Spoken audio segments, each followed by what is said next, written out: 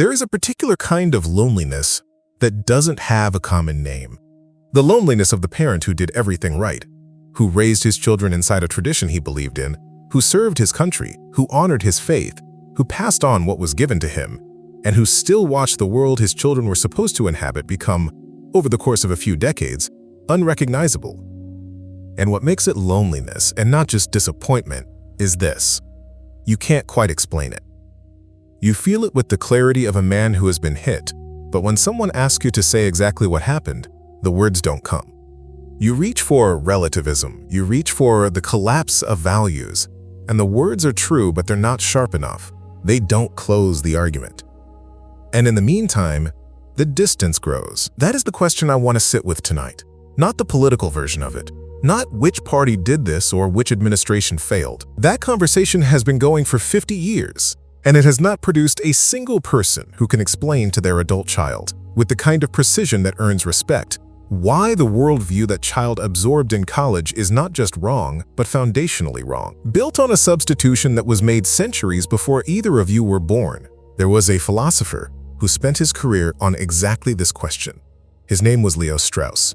He was not a pundit, he was not a commentator. He was a political philosopher at the University of Chicago, and he published his central argument in 1953 in a book called Natural Right and History. The argument is not complicated once you see it, but it's not an argument you'll find on a commentary channel because it requires going back much further than most people are willing to go. Tonight, we're going to go back that far.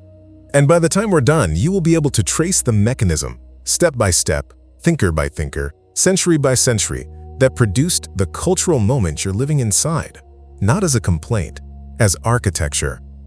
But first, I want to stay with the loneliness a moment longer, because I don't want to move past it too fast. There is a version of this conversation, the academic version, that skips straight to the ideas, as if the ideas existed somewhere outside of human lives. They don't. The ideas landed somewhere. They landed at your dinner table. They landed in your son's apartment. And in the particular way he says, "That's just your opinion," when you try to discuss something that matters. They landed in the sermon last Sunday that sounded less like the faith you were handed and more like a self-help podcast. The instinct when you feel this is to ask, where did I go wrong? It's an honest question. It's a painful question, but it is the wrong question. Not because it isn't sincere, but because it treats a civilizational event as a personal failure. The relativism that reached your son wasn't planted there by something you did or didn't do. It was 300 years old when he was born. The question isn't where you went wrong. The question is, what exactly was replaced and when and by whom? That's the question Strauss spent his life answering. The title of Strauss's 1953 book, Natural Right and History, is important to say out loud because each word is doing real work. Natural right is the classical idea that there are things that are right and wrong by nature, not by convention, not by majority vote, not by historical accident, but by the nature of things and the nature of human beings. It's the idea behind the Declaration of Independence. We hold these truths to be self-evident. It's the idea behind the natural law tradition that runs from Aristotle through Aquinas and into the founding documents of this country. It is, Strauss argued, the philosophical foundation without which a civilization cannot make a coherent claim that any regime is better than any other. History, in the title, is the challenge to that idea. The modern intellectual tradition, beginning in the 19th century but reaching its full expression in the 20th, had come to the position that all values are historically conditioned. That there is no natural right, only the rights a culture happens to prefer at a given moment in its development. That what we call justice or human dignity or the good are not permanent features of the moral landscape, but products of time and place. This position has a name, historicism. And Strauss argued, with careful precision, that once a civilization accepts historicism, it loses the ground on which to say that liberal democracy is better than tyranny. It can prefer one. It cannot defend the preference. This is not a subtle point. It is the point. And Strauss made it in 1953. But here is what made Strauss's argument genuinely difficult and genuinely important for the conservative Christian who feels the problem today. Strauss was not arguing that something went wrong in the 1960s. He was not arguing that the counterculture broke something that had been healthy. He was arguing that the foundational substitution had been made much earlier, at the very beginning of what we call modernity, and that everything since then had been living off the interest of an account whose principal was already spent. He called this move the lowering of the sights. To understand what Strauss meant by that phrase, you have to go back to 1513. To a Florentine diplomat who had just lost his government post and was writing, in something close to desperation, a short book for a prince he hoped would restore his fortunes. The diplomat was Niccolò Machiavelli. The book was The Prince. Now, Machiavelli is usually presented as a cynical realist, the man who said the ends justify the means, the man who taught princes to be foxes and lions. And all of that is true enough, but Strauss saw something deeper in Machiavelli, something that The Prince shares with everything Machiavelli wrote, a deliberate decision to change the question that political philosophy asks. The classical tradition, Plato, Aristotle, Cicero, had asked, what is the best regime? What kind of political order produces the best human beings? What does a good life look like? And what are the conditions that make it possible? These are high questions. They require you to have a view of what human beings are for, what our nature is, what our end is, what we are supposed to become. Machiavelli looked at that tradition and said, in effect, these questions are useless. Not because they're wrong, but because they describe a standard that actual human beings never reach. The classical philosophers imagined a prince who was virtuous in the fullest sense. Machiavelli said, give me a prince who can hold power, and I'll show you what he actually needs to know. It sounds like pragmatism. It is, in fact, a revolution. Because what Machiavelli did, what Strauss identified him as doing, was lower the ceiling of political philosophy. Instead of asking, what is the best regime, he asked, what is the effective regime? Instead of orienting political life toward the highest human possibility, he oriented it toward the management of the lowest human impulses: fear, self-interest, the desire for security. This is what Strauss called the lowering of the sights. And it did not stay in Florence. A century and a half later, in England, a philosopher named Thomas Hobbes took Machiavelli's intuition and built it into a complete system. Hobbes published Leviathan in 1651, and what he produced was the philosophical architecture that the modern West has been living inside ever since. Hobbes began with a thought experiment. Imagine human beings before government, before law, before any social contract. What are they like? His answer was stark. Life in the state of nature, he wrote, is solitary, poor, nasty, brutish, and short. Human beings are not, as Aristotle said, naturally political animals oriented toward the common good. They are, at bottom, engines of desire and fear, seeking pleasure, avoiding pain, and above all, terrified of violent death. The political order that follows from this starting point is not designed to produce virtue. It is designed to prevent the worst outcome. And the rights it protects are the rights Hobbes derived from this frightened, self-interested creature: life, liberty, and extended by his successor John Locke, property. Not wisdom, not piety, not the cultivation of the soul. Life, liberty, property. Now, and this is important, Strauss did not argue that Hobbes and Locke were evil men, or that the political order they helped design was worthless. He argued something more precise, that this order had been built on a foundation that could not answer the challenge it would eventually face. If rights are grounded in nothing more than the agreement of frightened individuals to stop killing each other, then the question why these rights and not others cannot be answered from within the system. The system is internally consistent, but it is foundationally empty. It runs on borrowed moral capital, on the memory of a tradition in which rights were grounded in something that transcended individual preference, in nature, in God, in the permanent structure of what human beings are. The founders, for their part, partially resisted this logic. They invoked the laws of nature and of nature's God. They were, many of them, shaped by a classical republicanism that had not entirely abandoned the older questions. But the philosophical architecture they were building in, Locke's architecture, had already made the substitution. And what the founders partially resisted, their successors completed. The man who named the completion honestly was Friedrich Nietzsche. I want to be careful here about how I present Nietzsche, because this is the point in the argument where it's easy to distort, and this audience deserves precision. What I'm about to describe is not Nietzsche's own agenda. It is Strauss's reading of what Nietzsche revealed. That's an important distinction. In Natural Right and History, Strauss argues that Nietzsche was the philosopher who followed the logic of modern relativism to its honest destination. The modern philosophical tradition, from Machiavelli through Hobbes through the Enlightenment, had been progressively separating the moral and political order from any transcendent foundation. God was no longer necessary to ground morality. Reason would do the job. Nature was no longer oriented toward the good, it was simply raw material to be shaped by human will. The values the West cherished, human dignity, justice, the worth of the individual, were, on the terms of this tradition, simply preferences. Historically conditioned, culturally contingent, ultimately arbitrary. Nietzsche saw this clearly, and he said what the others had not said. If that is true, if the transcendent foundation has been removed, then the values themselves cannot hold.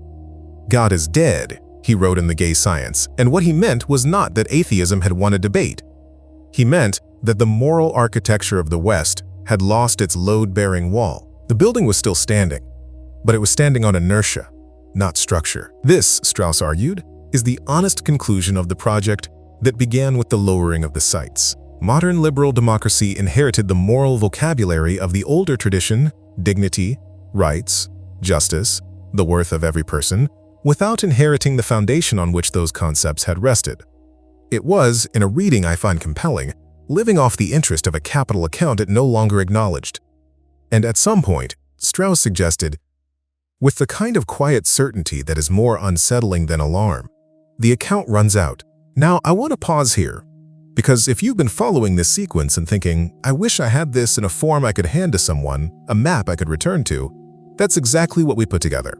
10 of the foundational texts in this tradition: Plato, Machiavelli, Hobbes, Locke, Nietzsche, Tocqueville, Lewis, Strauss, Bloom, and one more, distilled to one page each. The core argument, the key passage, and the one question each book raises for the conservative Christian making sense of today. It's called The Great Books Cheat Sheet, and the link is in the description. And then I want to show you something that changed how I read everything we've covered so far, because here's what I did not expect when I first worked through Strauss's argument carefully. I expected to find it confirmed, more or less, in the thinkers I already associated with the conservative diagnosis of the West. Tocqueville's warning about soft despotism. Patrick Deneen's account of liberalism's self-dissolution. These were predictable companions. What I did not expect was C.S. Lewis.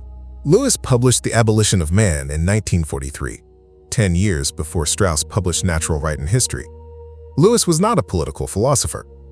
He was a literary scholar and a Christian apologist, writing in Oxford, working from the tradition of Christian moral philosophy rather than classical political thought. The two men were not, as far as I can determine, in dialogue with each other. They were working from different sources, asking different questions, writing for different audiences, and they arrived at the same diagnosis. Lewis's argument in The Abolition of Man begins with an observation about an English grammar textbook, a school book for children. The book, Lewis noticed, taught students that when we say a waterfall is sublime, we are not describing the waterfall, we are describing our own emotional response. Beauty, the book implied, is not a property of the thing. It is a feeling the observer projects onto it. This seems harmless. It seems, in fact, like good critical thinking. Lewis argued it was catastrophic, because what the book was teaching under the guise of clear thinking was the evacuation of objective value from the world. And if objective value is evacuated from the world, if the waterfall is sublime is just, I feel awe when I look at the waterfall, then this is just, I prefer this. And you should be honest is just, I want you to be honest. The entire moral vocabulary collapses into preference, into sentiment, into exactly what Nietzsche said it was. Lewis called the thing that was being removed the Tao, the permanent foundation of moral reality that every serious civilization, East and West, had acknowledged in some form. And he argued that the men who completed its removal, the men trained in pure rationality without moral formation, would not be free. They would be the most thoroughly conditioned human beings in history, because they would have no standard by which to evaluate their conditioning. They would be, as he memorably put it, men without chests, technically educated, morally hollowed. Now hold both arguments in your mind at the same time. Strauss, modern political philosophy lowered its sights, severed natural right from its transcendent foundation, and produced a civilization that can no longer answer the relativist challenge from within its own premises. Lewis. Modern education removed objective value from its framework, trained generations to treat moral claims as emotional projections, and produced human beings who cannot distinguish preference from principle. These are not the same argument in different clothing. They are the same structural finding arrived at from different directions. One man was looking at the history of political philosophy. The other was looking at a children's grammar textbook.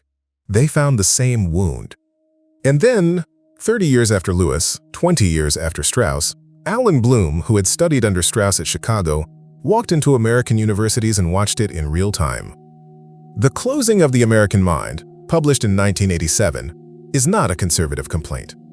It is a clinical observation that the American university had, by the 1980s, produced an entire generation of students for whom the word values was always plural and always relative, for whom the only absolute was the prohibition against calling anything absolutely true, for whom openness, the highest virtue of the modern liberal mind, had become, paradoxically, the most closed position imaginable. Because a mind that is open to everything is committed to nothing, and a mind committed to nothing cannot be educated. It can only be filled. Bloom called this the closing of the American mind. Strauss had called it the logical outcome of the lowering of the sights. Lewis had called it the abolition of man. 3 thinkers, 3 traditions, 1 finding. And here is the inversion that I think changes how you read everything you've been feeling. You've been asking, why is my family divided? Why did my son come back from college speaking a language I don't recognize? Why does the church feel thin? Why does the culture feel not just wrong, but hollow, as if something has been removed from inside it, leaving the shell intact? The answer you've been reaching for is rebellion. The 60s, the elites, the media, the universities. And those are real forces. But they are not the root. They are the delivery mechanism for something much older. What was delivered to your son's classroom wasn't invented in the 1970s. It was implicit in the philosophical move Machiavelli made in 1513, and Hobbes ratified in 1651, and Nietzsche named honestly in 1882, and the American university completed in the decades your children were sitting in those lecture halls. You were not watching a rebellion against the tradition, you were watching the tradition completing itself, following its own internal logic to a destination that was always latent inside it, a destination that Strauss and Lewis and Bloom could see coming, because they had read the blueprints. That is the warning. And it arrived on schedule. So what do you do with that? I want to be honest about what this changes and what it doesn't. It doesn't end the grief. The distance at the dinner table is real. The hunger for a church that takes you seriously is real. The ache of watching a culture you loved become a place you barely recognize. That doesn't dissolve because you can now trace the genealogy. Understanding the mechanism is not the same as repairing the damage. But something does change. And I think it matters. The man who can name what he is living inside is not the same as the man who can only feel it. When you can say, with precision, with the backing of thinkers who spent their lives on this question, what you're calling freedom from judgment is the downstream cost of a substitution made in 1651, and I can show you where it leads. That is a different conversation than because the Bible says so. Not because the Bible is wrong, but because your son is not going to be reached by an appeal to an authority he no longer shares. He might be reached by an argument he can't dismiss, by a genealogy that goes back further than his education, and that names the mechanism his education was the product of. Your instincts were tracking something real. The hollow feeling was not paranoia. The sense that something foundational had been removed and that the building was still standing on momentum, not structure, was not nostalgia or reactionary sentiment. It was accurate perception. Strauss named it. Lewis named it. Bloom documented it in real time. You are not watching a crisis. You are watching an arrival. And now you can say so. The question that remains, the smaller, deeper one, is not what happened. You know what happened. The question is what a man does with what he can finally see. What he builds, or rebuilds, or passes on inside the tradition he has now learned to defend by name. That question, I think, is worth more than one conversation. If there's someone in your life, a son, a daughter, a friend, a neighbor, whose face came to mind somewhere in this video, tell me who it was and what you'd want to say to them.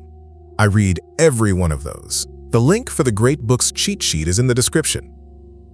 10 texts, 10 pages. The map, in a form you can hold.